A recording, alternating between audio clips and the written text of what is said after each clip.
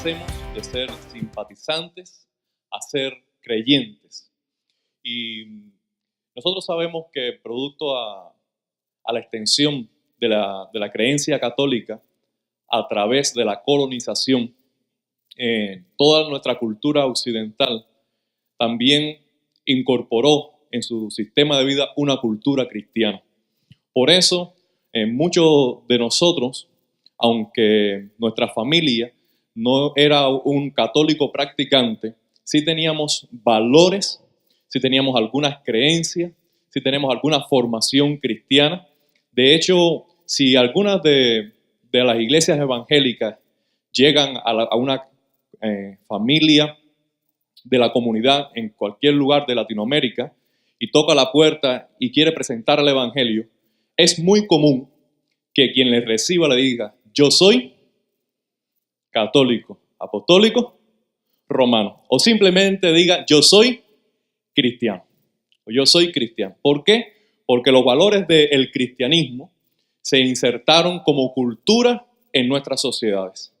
Por eso es necesario el mensaje, o fue necesario el mensaje del pastor, para estimularnos unos a otros, a que no solamente seamos simpatizantes o tengamos una cultura cristiana, sino que tengamos una experiencia personal con Jesucristo, al reconocer que Dios es amor y nos ama incondicionalmente, pero también nuestro pecado nos distancia de Dios, y como Dios, además de ser amor, es un Dios justo, no puede dar por inocente al que es culpable. Ese dilema en Dios, por un lado que es amor y por otro que es justicia, Él lo resuelve al proveer a Jesucristo. Jesucristo, siendo inocente y viviendo con la justicia de Dios, cargó en la cruz la condena que Él no merecía y con poder resucitó al tercer día para extender una invitación a toda la humanidad. Que todo aquel que se arrepiente de sus pecados y pone su fe en su sacrificio, tiene perdón y vida eterna. A través de esa confianza delegada en el sacrificio de Cristo, toda persona es movido de ser un simpatizante a ser un creyente, a poseer una fe personal en Jesucristo para vida eterna. Amén. Ahora, pero la carrera cristiana no termina allí. Es solamente el inicio, es la introducción en el reino a través de la fe y el arrepentimiento. Pero es necesario seguir avanzando en este peregrinar. La Biblia nos muestra por medio de varias metáforas que la vida cristiana consiste siempre en un avance, siempre en un progreso. Por ejemplo, cuando Jesús habla a Nicodemo, le dice que es necesario que él, para que entre en el reino de los cielos, vuelva a nacer. Y ese nuevo nacimiento es una metáfora de arrepentimiento, fe en Jesucristo, de regeneración, de restauración, de salvación. Y nosotros, a través de ese encuentro con Jesucristo, nacemos como bebé. Pero la palabra nos dice en Corintios capítulo 3 que nosotros no debemos quedarnos como bebé, sino que debemos avanzar a la madurez espiritual. También en el Salmo 1 hay otra metáfora muy bonita acerca de la vida y de nuestra relación con Dios. Y dice la palabra del Señor que aquel que teme a Dios y medita en la ley de Dios de día y de noche, será como árbol plantado junto a corrientes de agua. Ese árbol plantado allí junto a corrientes de agua crece y es frondoso y tiene sus hojas siempre verdes, pero da su fruto a su tiempo y su hoja no cae. Y todo lo que hace prosperará. Y así nos habla la palabra que cada vida puede ser plantada junto a corrientes de agua, pero es necesario que crezca, que sea frondoso y dé muchos frutos. Así también en Hebreos nosotros encontramos que la vida cristiana está como una carrera, que tenemos muchos testigos alrededor dando testimonio de haber corrido bien su carrera y que leyendo su testimonio podemos también nosotros emprender nuestro avance puesto los ojos en Jesucristo. Hay muchas metáforas en la Biblia para hablar de la vida cristiana y todas ellas nos muestran la necesidad de un avance. El avance del cual hablaremos en esta mañana será: avancemos de ser creyentes a ser discípulos. Avancemos de ser creyentes a ser discípulos. Y el texto que estaremos usando será Mateo capítulo 10. Mateo capítulo 10. Quiero confesarle, antes de seguir con el mensaje, que este es uno de los temas o textos de la palabra del Señor que no me es muy fácil predicar. No porque sea difícil su interpretación, todo lo contrario, es muy sencillo como el Evangelio. Sin embargo, el reclamo y el llamado a la consagración que extiende Jesús allí, me es difícil comunicarlo. Porque es un mensaje que está reclamando sobre la vida de cada creyente una autoridad. Está reclamando sobre la vida de cada creyente la necesidad de una renuncia, que solo lo puedo predicar, que solo lo puedo extender a ustedes, porque Jesús me dice, habla esta palabra. Porque no hay en mí ninguna autoridad, no hay en mí ninguna atribución, no tengo crédito alguno para reclamar a ustedes una consagración tan alta como la que extiende Jesús en este pasaje. Así que al escuchar este pasaje, al leerlo, al meditarlo, vamos a recibirlo como palabra de Dios. Y que esta invitación no es de un líder o de un pastor que está reclamando más compromiso para la iglesia local, sino que es un llamado a la consagración que viene de Jesucristo, que debemos de recibirlo con toda autoridad. Este pasaje viene a confrontar nuestra cultura hedonista, viene a confrontarnos con esa búsqueda desmedida del placer, del confort, y viene a sincronizar nuestro pensamiento con el ideal de Dios para nosotros. Cada uno de nosotros al venir a los Estados Unidos estamos influenciados por lo que se llama el sueño americano. Y el sueño americano está muy materializado y está muy influenciado con el bienestar, el confort, la prosperidad material y alcanzar sueños personales.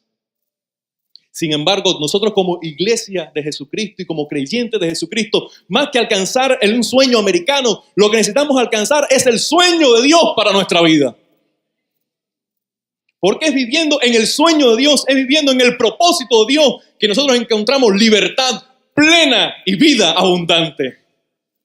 Porque el sueño americano tiene el grave peligro de envolvernos en una cultura de ansiedad, de trabajo excesivo, de egoísmo centrado en nuestros propios propósitos y bienestar, y olvidando y sacrificando todo lo que sea necesario por alcanzar esa meta. Sin embargo, Dios tiene un sueño con nuestra vida. Y cuando nosotros descubrimos ese sueño y somos parte del sueño de Dios, hallamos que al delegar nuestra vida en las manos de Dios, al rendir nuestros planes al propósito de Dios, encontramos la verdadera plena dicha y bendición. Por eso, el llamado de Dios a la consagración no podemos verlo como un gran sacrificio, porque al entregarnos, al consagrarnos, recibimos más de lo que damos a Él. Por eso, nosotros debemos recibir este mensaje considerando bien el llamado, pero al mismo tiempo deleitándonos en que el Rey que tiene autoridad para hacernos tal reclamo es muy generoso en bendecir. Debemos avanzar de creyentes a discípulos. Y a lo largo del pasaje estaremos haciendo un contraste entre el creyente y el discípulo. En primer lugar, sin más dilación, el creyente es solo un customer service. Es solo un cliente. Es alguien que viene y demanda. Pero el discípulo es un assistant manager, empoderado. Es alguien que se le ha sido dado autoridad, se le ha dado un respaldo, una posición en el reino para cumplir una misión. Dice Mateo capítulo 10, versículo 1, de la siguiente manera.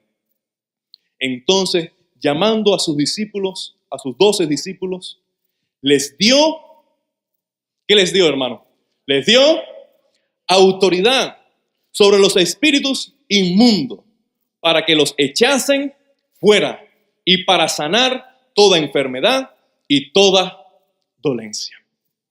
Cuando nosotros avanzamos de simpatizantes a creyentes, el creyente, el solo creyente, el meramente creyente, puede venir, por ejemplo, a una congregación, puede venir a un servicio y tiene una cultura, un pensamiento, una actitud de demanda. Y tiene un criterio, un juicio para valorar que el producto que se está presentando, si es bueno o no, si me agrada o no, si salió bien o no, y es crítico en su juicio y se cree merecedor del mejor trato y servicio. Por eso, cuando somos meramente creyentes, somos espectadores, no participantes en la adoración. Pero el llamado de Dios es, no sea meramente un creyente. No sea meramente un demandante de un servicio. Tú tienes algo que ofrecer. La palabra nos dice en Marcos capítulo 3, verso 14, que el Señor llamó a sus discípulos y los llamó en primer lugar para que estuviesen con Él. Qué lindo, hermanos míos. Un creyente puede conformarse con asistir a un culto, pero un discípulo vive con el Maestro. Escucha el llamado de Dios a lo largo de la semana que le dice, ven, acércate, te estoy llamando para que estés conmigo. Es a través de esa relación personal con Jesús que cada discípulo recibe la autoridad para vivir en santidad, para ser parte de la misión de Dios en su familia, comunidad e iglesia. Dice la palabra del Señor que estos discípulos, luego que hubiesen pasado un tiempo prolongado cerca del Maestro, llegó el momento para que se le diera autoridad. Y la autoridad es posterior a la comunión. No debemos pensar o aspirar a tener poder espiritual o autoridad de Dios sin antes estar en íntima comunión con el Maestro. Porque lo primero que el Señor quiere lograr en nuestra vida es un carácter, un corazón humilde, un corazón sencillo, un corazón santo, para delegar en ese corazón santo el poder del reino. Nosotros estamos convencidos y hemos visto a lo largo de la historia el daño que puede hacer un corazón malvado con poder. Lo vemos en líderes sociales, en políticos, económicos. Lo vemos aún en el propio diablo, Satanás. Por eso, el Señor, antes de delegar autoridad, quiere tener comunión, quiere tener intimidad. Un creyente puede saciar esa intimidad en la adoración colectiva, pero un discípulo avanza en la comunión con el Maestro a lo largo de la semana y en esa comunión personal recibe poder y autoridad. Ahora, la autoridad que se le delega al discípulo es la autoridad del reino, que es una autoridad que cubre todas las esferas de la vida. La palabra nos dice que esa autoridad que se le delega al discípulo le ayuda a tener victoria sobre espíritus inmundos. La palabra nos dice en Efesios capítulo 6, verso 18, el 11 en adelante, que nuestra lucha no es contra sangre y carne. Nuestra lucha principal no es contra los seres humanos, aunque lo veamos muy malos o negativos, vengativos, o sean difíciles de tratar. Ninguna persona es nuestro enemigo. La palabra nos dice que cada persona debemos verla como imagen de Dios. Y debemos imitar a Dios, el cual hace salir el sol sobre justos e injustos. Que hace llover sobre unos y otros. Y queremos ser imitadores de esa bondad de Dios, amando aún a los que llamamos enemigos. Pero la Biblia sí nos dice que tenemos un enemigo, el cual es Satanás. Y toda hueste espiritual de maldad también es nuestro enemigo. Y nuestra lucha es principalmente con ellos. La palabra nos dice que el discípulo recibe autoridad sobre esos espíritus inmundos. El espíritu inmundo puede atacar al creyente o al discípulo de varias maneras. Puede tentarlo, y la tentación es la seducción a caminar lejos de la ley de Dios, al pecado. Puede oprimirlo, y la opresión puede funcionar a través de enfermedad, a través de pensamientos negativos, a través de circunstancias de adversidad. Puede oprimirlo, pero al discípulo no lo puede poseer un espíritu impío, un espíritu inmundo, como lo puede hacer con el pecador, porque el Espíritu Santo está en el creyente. Ahora, aunque el espíritu inmundo puede tentar, puede oprimir, no puede prevalecer contra los cristianos. Dice la palabra del Señor, hablando de Jesucristo, que la luz vino a este mundo y que las tinieblas no prevalecieron sobre la luz. Aleluya. Y esa luz de Jesucristo está en ti. Y el diablo puede venir a tentar. El diablo puede venir a oprimir. Pero tú tienes autoridad, si eres discípulo, tú tienes autoridad para recibir bendición, provisión para la victoria. ¡Gloria a Dios! ¡Gloria a Dios! Dios quiere que avancemos de creyente a discípulo para tener esa autoridad en el reino, para echar fuera al enemigo. La palabra del Señor nos dice que esa autoridad se le dio a los discípulos también para sanar toda enfermedad. Y es precioso ver que en la iglesia el Señor ha dado don de sanidad. Pero además del don de sanidad como ministerio en la iglesia, el Señor también nos ha dado a nosotros la oportunidad de orar unos por otros para ser sanados. Dice la palabra del Señor en Santiago que si alguno está enfermo entre vosotros, haga oración. También nos dice Santiago que si alguno está enfermo, llame a los ancianos de la iglesia y ungiéndole con aceite, oren por él y él será sanado. También dice la palabra del Señor que hay enfermedades dentro del cuerpo que son producto del pecado. Y que cuando nosotros confesamos nuestros pecados los unos a los otros y oramos unos por otros, el Señor también da sanidad. Amados hermanos, qué precioso es el poder, la autoridad del Rey Jesucristo. Que Él nos delega a nosotros para vivir en la bendición de ser sanados por medio de la oración. Ahora, la palabra nos dice también que esa autoridad es para sanar toda dolencia.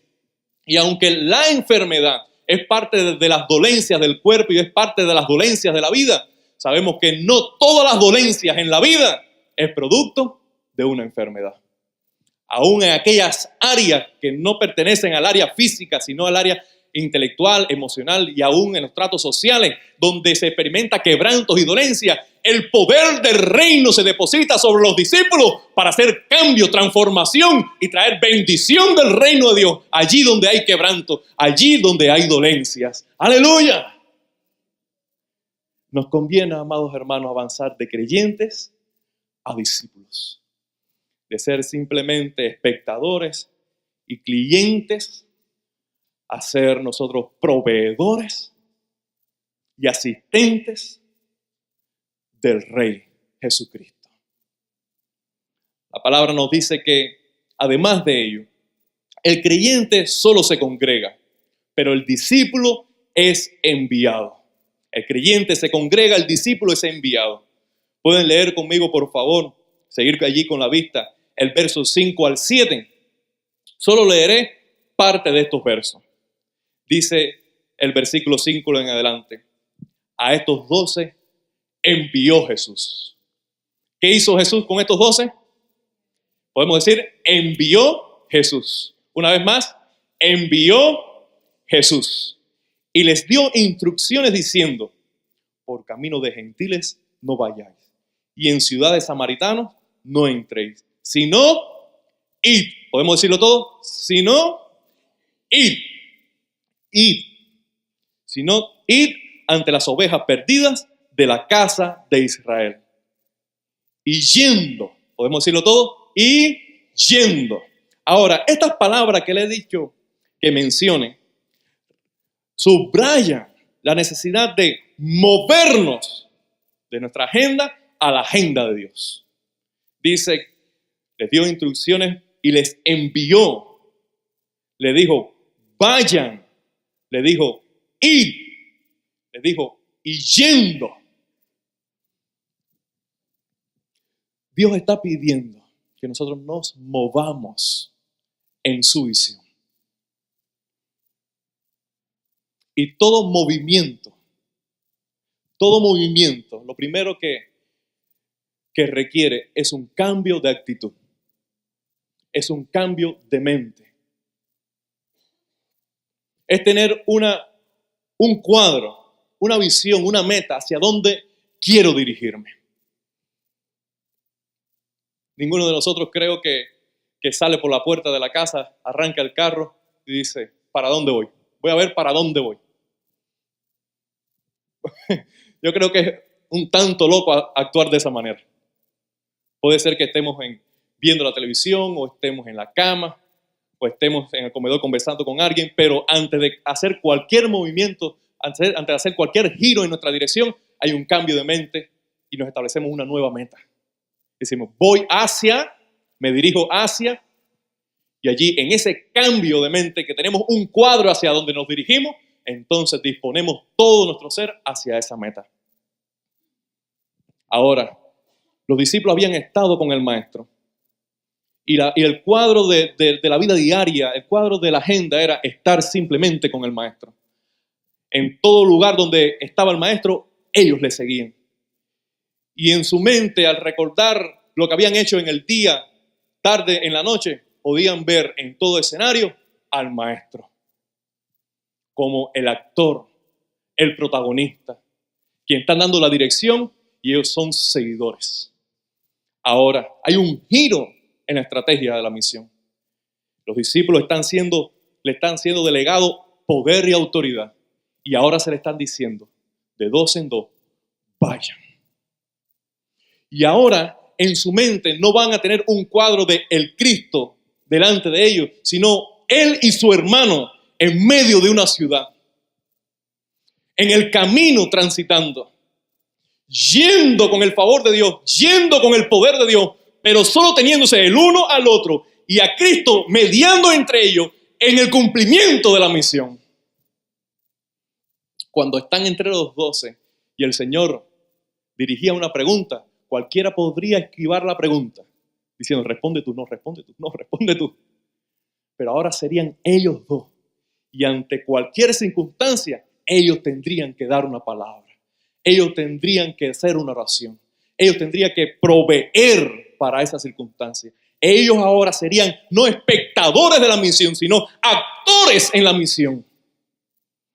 Sí, equipados con la presencia de Cristo entre ellos, pero ellos siendo los actores de la misión. Amados hermanos míos, yo creo que hacia esa dirección debemos movernos unos a otros. El creyente simplemente viene y asiste y es un espectador, pero el discípulo es enviado. Es enviado. Y cuando nosotros asumimos esa responsabilidad de ser enviados, nosotros crecemos en madurez espiritual. ¿Por qué? Porque los retos de la misión imponen crecimiento.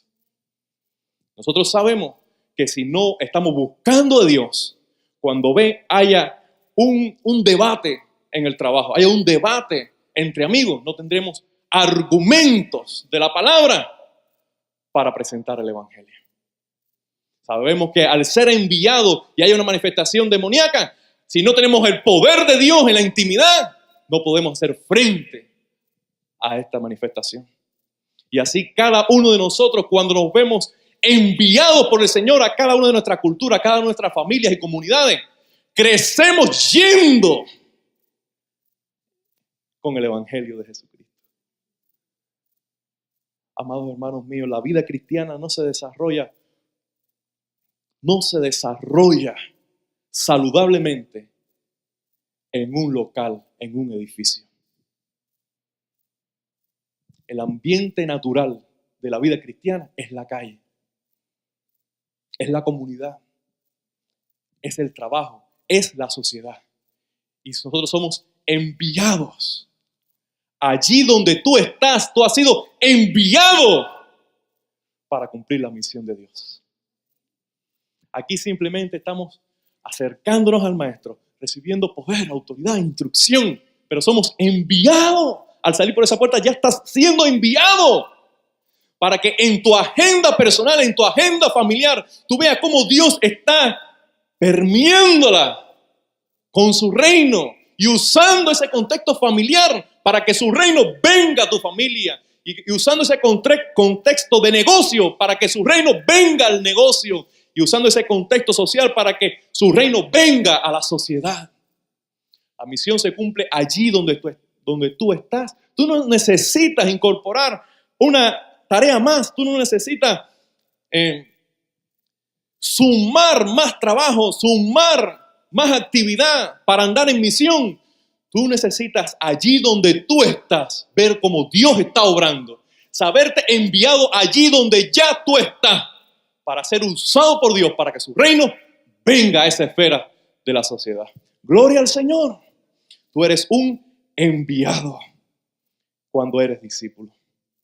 En tercer lugar, un creyente solo escucha, un discípulo comunica el evangelio.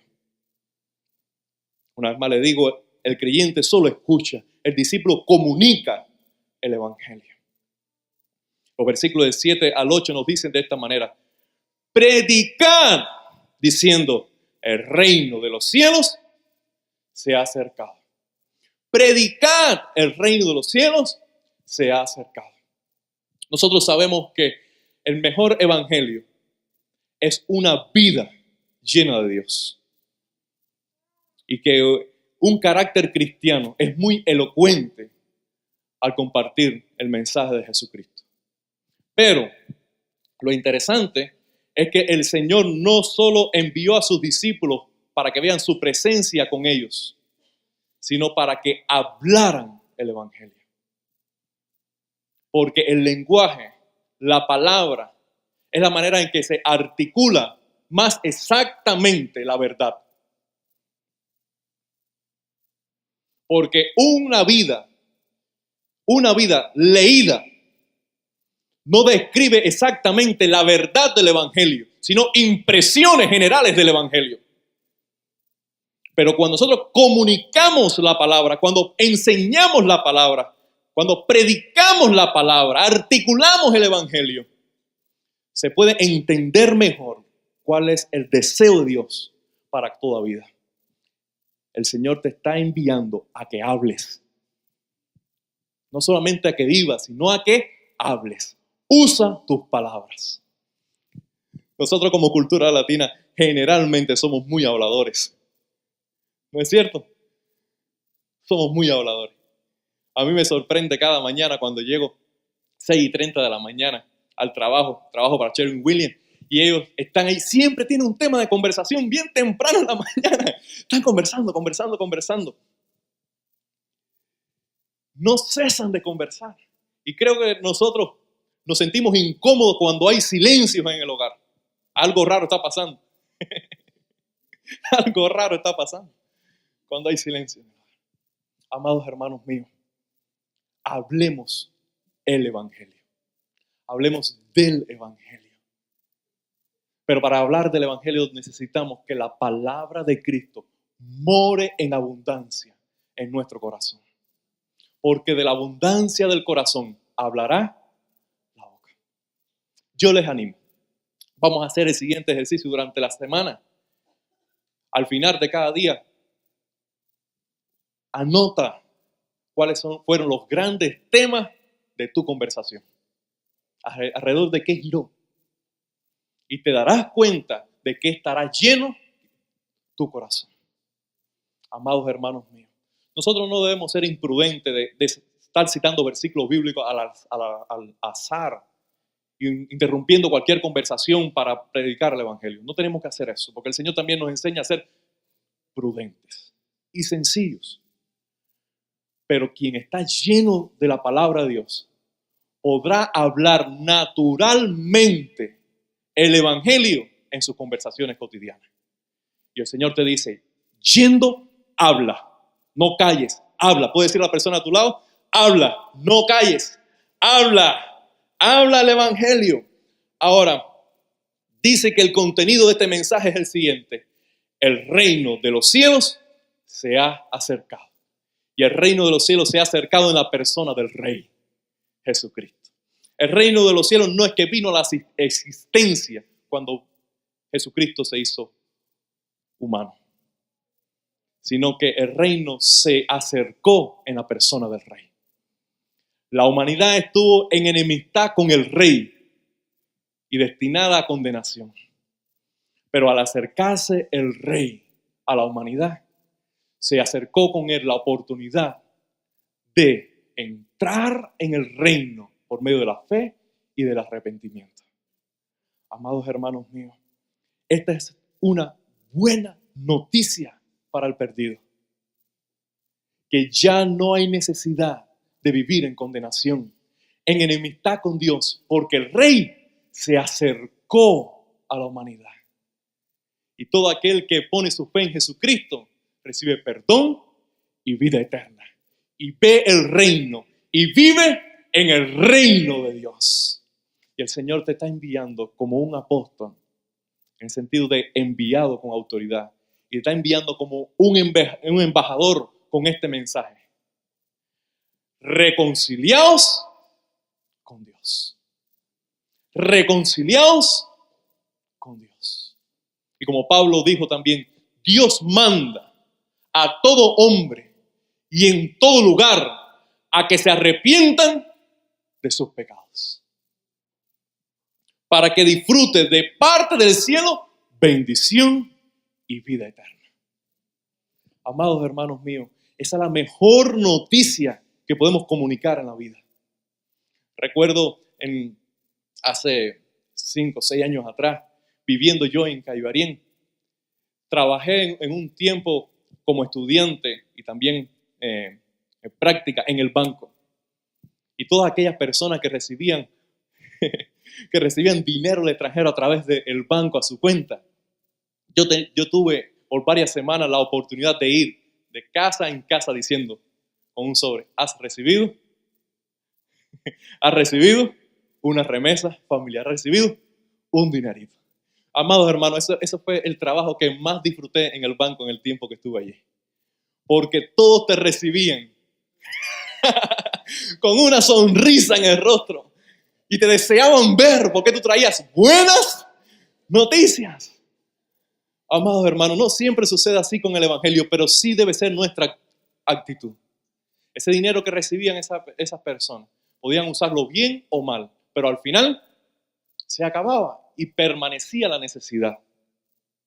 Pero tú llevas una buena noticia. El reino de los cielos se ha acercado y no nos es permitido callar esa noticia. Amados hermanos míos, yo tenía ansiedad por llegar a la casa y dar la buena noticia a la familia. No podía esperar una hora más, no podía esperar al otro día, porque sabía que quizás esa buena noticia suplía la necesidad de esa misma tarde. Amados hermanos míos, cuando tú sientes en tu corazón la pronta necesidad de hablar del evangelio, no lo calle, no lo postergue. Eso está en el plan de Dios. Allí tendrás la unción necesaria para comunicarla, porque Dios está contigo para que no calles, sino hables el evangelio. El discípulo comunica el evangelio.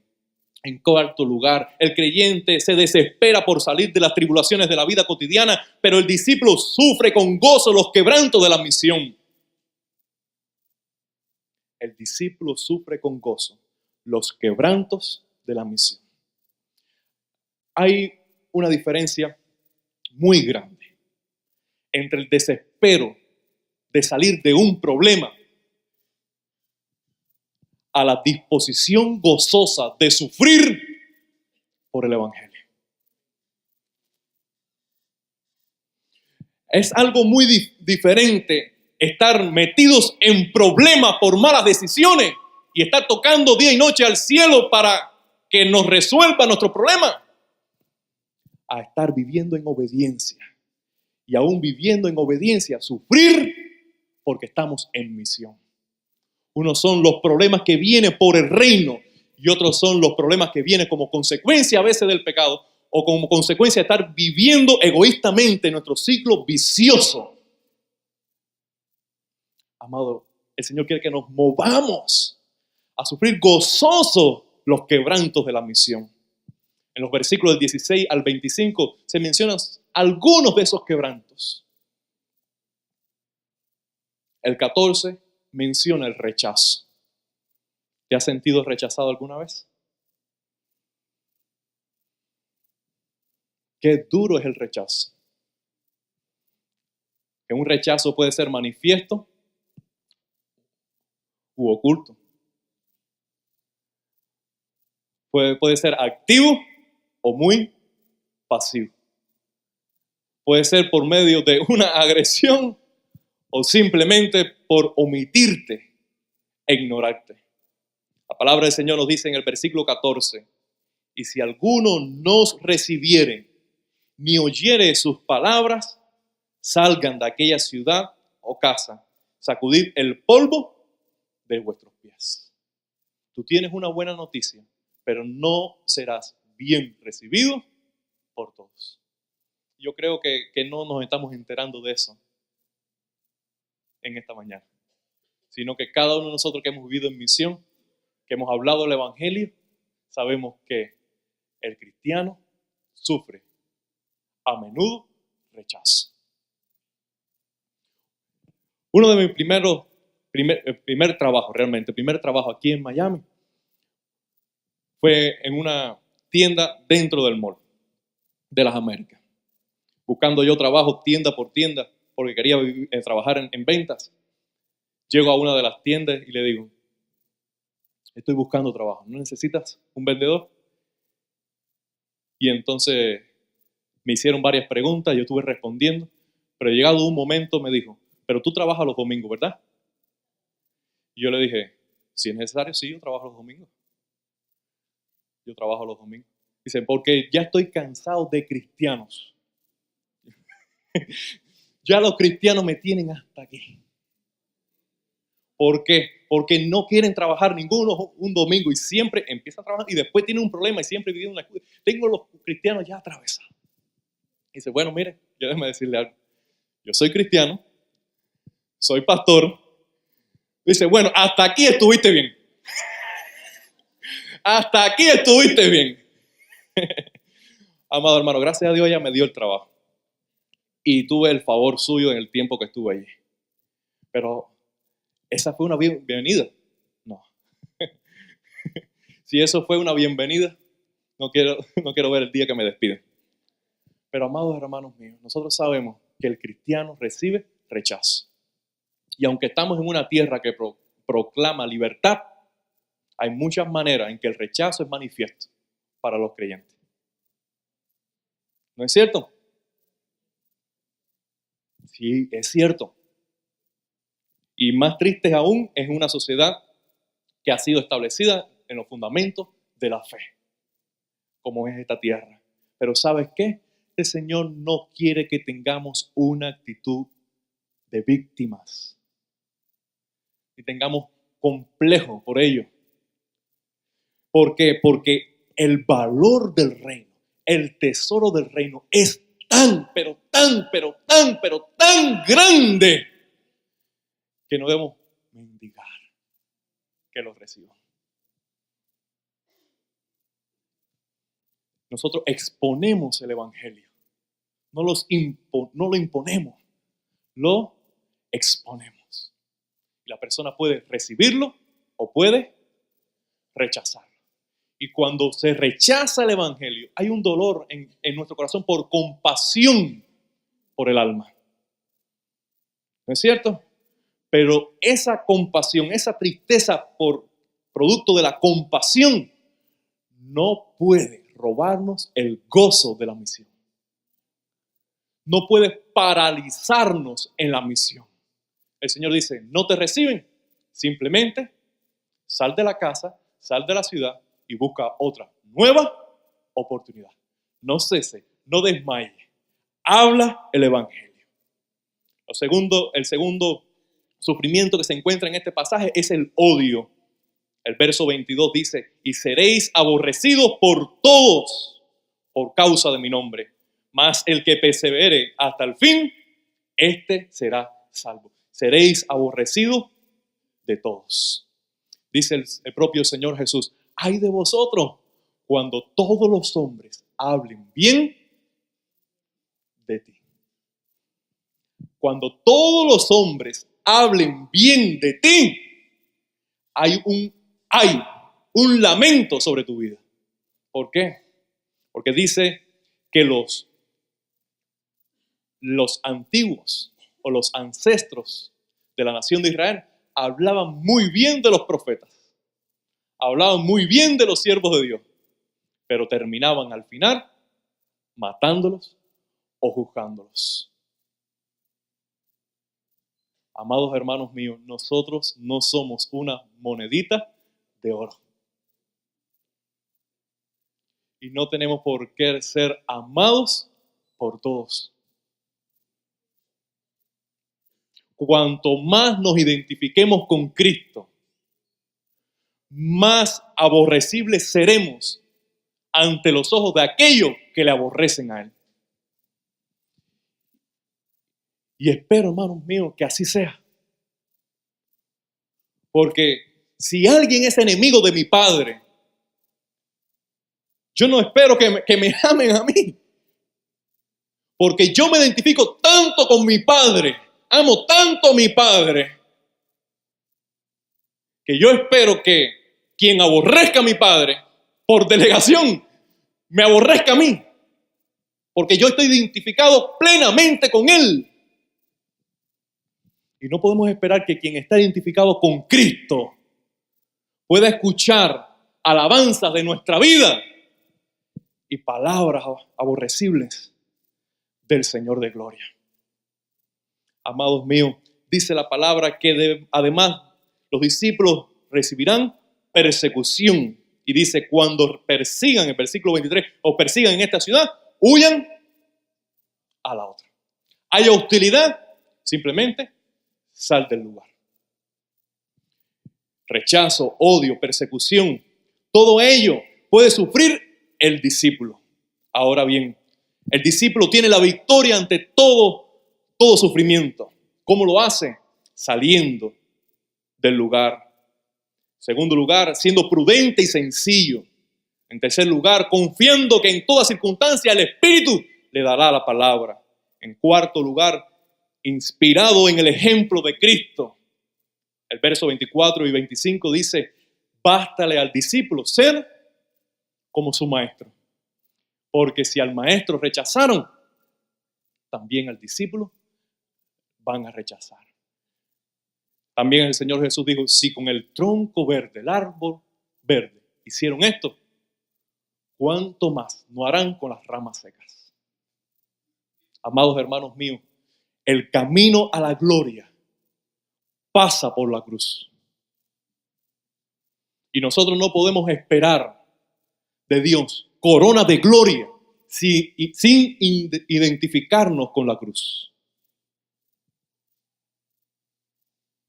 Cristo abrazó la cruz y le fue dado un nombre sobre todo nombre, para que en el nombre de Cristo se doble toda rodilla en los cielos y en la tierra, y toda lengua confiese que Jesucristo es el Señor. El camino a la exaltación es la humillación.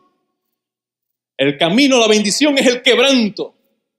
El camino a la alabanza que viene del cielo atraviesa la cruz. No hay gloria sin crucifixión. Y cada discípulo debe abrazar su cruz y seguir a Cristo. ¡Aleluya! ¡Aleluya! Por último, el creyente vive para sí. El discípulo se dispone para la misión. El discípulo dispone su vida para la misión. Hay tres últimas verdades que quiero decirles. Primero, siempre la misión se desarrollará en un entorno de conflicto. Siempre la misión se desarrollará en un entorno de conflicto. ¿Por qué? porque el príncipe de este siglo tiene autoridad sobre esferas de la humanidad. Y el reino de los cielos se ha acercado en la persona de Jesucristo para arrebatar las almas al príncipe de este mundo.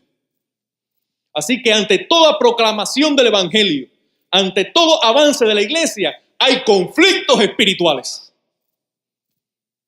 Y solo los que aceptan esta realidad y solo los que tienen valor espiritual pueden entrar en este conflicto espiritual arriesgando su vida, disponiendo su vida para los propósitos de Dios.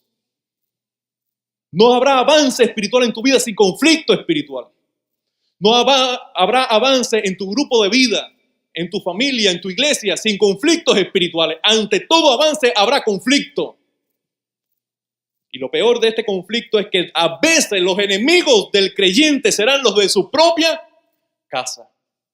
Y hablando de enemigos, no estamos diciendo que sean necesariamente malos, sino que están bien fundamentados en sus criterios, en sus valores, en sus argumentos.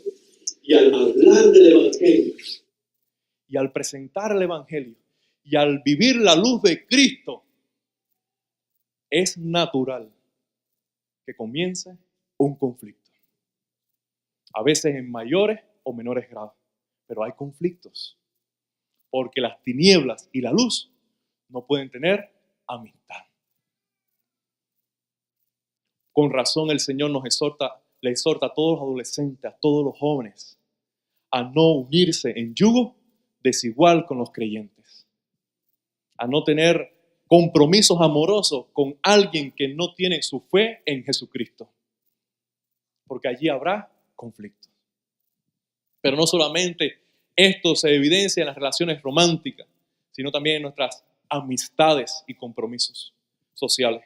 No podemos tener amistad íntima. No podemos. No es que no querramos, es que no podemos, no funciona. Amistades íntimas con alguien que no vive en el evangelio. Porque siempre tus criterios que están fundamentados en la luz del evangelio estará en confrontación con la cultura no cristiana. Amados hermanos, si queremos vivir en misión, debemos aceptar esta realidad. El Señor dice, no he venido a traer paz en la tierra. Mire, hermano, cuando yo leo pasajes como estos, es que yo le digo que no me gusta predicarlo. Se lo digo con toda franqueza. No me gusta predicarlo. Yo necesito seguir creciendo en el evangelio para predicar cómodamente esta verdad. Pero el Señor ama tanta la verdad que no la disfraza. Él dice, yo no he venido a traer paz. ¿En qué sentido? En el sentido de que toda la humanidad piense igual y que toda la humanidad reciba el evangelio. Yo sé que le estoy enviando a zonas de conflicto. Y usted debe saber lo que eres soldado en guerra. Y que el enemigo a veces estará disfrazado como oveja. Y yo le estoy enviando como ovejas en medio de lobos. ¿Se dan cuenta, hermano? El Señor Jesús no termina su evangelio con una invitación al perdón de pecados, a vida eterna y a una vida próspera. Ese no es todo el evangelio. El evangelio suma un reclamo, un llamado a la consagración. Y te está diciendo, yo te equipo ahora para ir, ser bendición, pero en una zona de conflicto espiritual. La palabra nos dice además que la misión reclama la soberanía de Dios sobre todas las esferas de la vida. La misión reclama la soberanía de Dios sobre todas las esferas de la vida. Por eso dice, el que ama entonces a padre o madre más que a mí no es digno de mí. El que ama a hijo o a hija más que a mí no es digno de mí. Y el que no toma su cruz y sigue en pos de mí no es digno de mí. Así de claro es el Señor. El Señor dice, no le voy a engañar. En esa zona de conflicto van a estar tomando decisiones claves en su vida. Van a tener que decidir entre padre o madre y yo, entre hijo o hija y yo, entre amigo o amiga y yo. Y yo le estoy reclamando mi soberanía, mi autoridad sobre cada esfera de la vida de tal manera que me elijan a mí antes que a otro. Hermano, ¿entiende por qué le digo que yo no puedo predicar esa palabra como palabra mía, como teniendo esa autoridad? Porque yo no puedo hacer ese reclamo sobre tu vida. Y no podemos recibir esta exhortación, este reclamo de Dios, como un reclamo de un pastor, de un líder sobre una congregación que quiere más de la congregación para la iglesia, para la institución. No es eso, no se trata de eso. Se trata de un reclamo del Rey que dio su vida por ti. Y dice la palabra del Señor, puesto que uno murió, escuchen bien, hermano, puesto que uno murió, luego todos morimos. De tal manera de que los que vivimos ya no vivamos para nosotros mismos, sino para aquel que murió y dio su vida por cada uno de nosotros. ¡Aleluya! ¡Aleluya! ¡Aleluya! El sacrificio de Jesucristo acredita el llamado a la consagración. ¡Aleluya! Por eso Pablo dice, ya no vivo yo, ahora vive Cristo en mí. Y lo que vivo en la carne lo vivo en la fe del Hijo de Dios, el cual me amó y se entregó a sí mismo por mí. Y no hay lugar en el Evangelio, no hay lugar en el reino de Dios para una vida cristiana light. Somos soldados en guerra, somos soldados enviados, somos soldados en conquista y hemos sido empoderados, hemos recibido autoridad, hemos recibido instrucción para que yendo el Evangelio del reino avance. Y la voluntad de Dios sea hecha como en el cielo, así en la tierra. ¡Aleluya! Estamos en misión, hermano. Estamos en misión. Puede ser que estemos jugando a Nintendo, puede ser que estemos jugando a cristianos, puede ser que usted no se haya enterado, no haya recibido la llamada todavía del cielo, pero estamos en misión. Puedes ignorarlo, puedes postergarlo, pero estamos en misión. Esa es la realidad, hermano. Y no vas a disfrutar todo lo que viene de Dios mientras venga y sea simplemente un espectador. Sucede que tanta necesidad que nosotros como cubanos vivimos. Llegó un día en que mi mamá cumplía años. Mi mamá cumple años el 12 de febrero. 12 de febrero. ¿Alguien cumple aquí en febrero, cerca de esa fecha? 12 de febrero.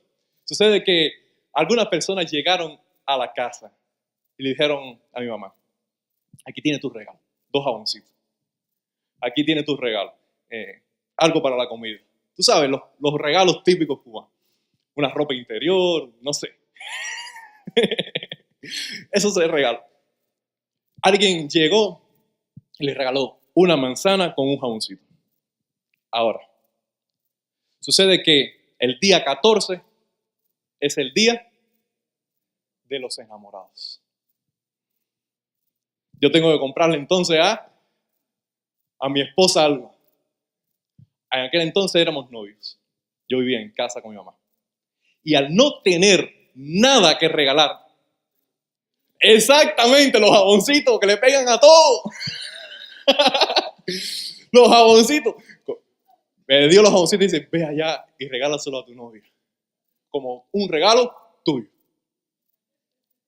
Y llegué yo y le regalé los jaboncitos. Con una paz y una alegría de decir, bueno, no pasé este día sin dar algo. Pero lo curioso es, para mí, después pensando y pensando en ello, viendo el sacrificio de mi mamá, no es tanto sacrificio en el sentido de que 2 jabones no es gran cosa, ¿no es cierto? Pero es su regalo. Es su regalo.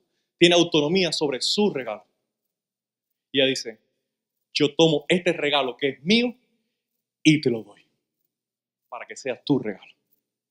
¿No es cierto? Ahora, algo curioso sucede. Y es que la vida es un regalo. Nosotros no la compramos, Nosotros no la conquistamos, nosotros no la merecemos. Nosotros no se nos dio la vida. Y la vida es un regalo para regalar. Dice el verso 39. Aquel que guarda su vida para sí, la perderá. Pero aquel que toma su vida y la da, la hallará. Porque el significado de la vida se alcanza, no cuando se retiene, sino al darlo. Perdiendo se alcanza, perdiendo se obtiene, entregándolo se recibe. ¡Aleluya! ¡Aleluya! Y un discípulo dispone su vida para la misión. Dispone su vida para la misión. Sabiendo que viviendo mezquinamente, tratando de pellizcar, de arrancar la vida, los momentos alegres y los objetos, las posiciones, los elogios de la sociedad, arrancando de aquí, arrancando de allá, tratando de aprovechar todo momento de alegre para sí mismo. Amado mío, descubrimos que la vida se hace cada vez más pobre, más miserable, más triste. Porque cuando nosotros abrazamos y acariciamos un triunfo, una posesión, ya alcanzado, ya acariciándolo, es como arena que se escurre entre los dedos, como agua que se diluye, que se va entre las manos. ¿Cuántas veces hemos cifrado la esperanza, el gozo, el placer en algo y una vez obtenido, sentimos de pronto el vacío, la necesidad de algo más? Amados hermanos míos, el Señor dice, el discípulo recibe esta llamada de Dios y reconoce que al dar su vida, la hallará para vida eterna. Porque la vida es un regalo para regalar a Dios. Aleluya, hermano. Aleluya. Gloria a Dios. Gloria a Dios. Ya salí de esto, hermano. Ya salí de esto. Es un reclamo de Dios para tu vida. No podemos seguir siendo espectadores. ¿No es cierto? ¿Cuántos están conmigo? Mejor aún, ¿cuántos están con Cristo? No podemos seguir siendo simplemente creyentes. Debemos avanzar a ser discípulos. Un discípulo que se le da autoridad. Un discípulo que es enviado. Un discípulo que siendo enviado sufre gozosamente los quebrantos de la misión. Y un discípulo que cada día, en cada acto, rinde su vida como un regalo para Dios. Qué vida más preciosa, hermano. Qué significado más lindo de la vida. El Señor te está llamando a ser parte en el avance de su reino. Dice, escuchen esto, hermano. Dice Romano, la noche está ya avanzada. Romanos capítulo 13. La noche ya está avanzada. Y se acerca el día. Se acerca el día. Desechemos pues la ropa de iniquidad, nuestra ropa sucia de pecado, y revistámonos del Señor Jesucristo. Y vivamos en misión en esta hora oscura de la humanidad. Se acerca el día. Se acerca el día y el rostro del Padre resplandecerá sobre todo el justo que vive en misión. Viviremos días preciosos porque cuando abunde el pecado, sobreabundará la gracia. Cuando abunde la oscuridad, sobreabundará la gloria de la luz de Cristo en nuestro corazón. Según avanza la noche, se acerca el día de gloria. Vivamos en misión. Aleluya. Padre, te damos gracias.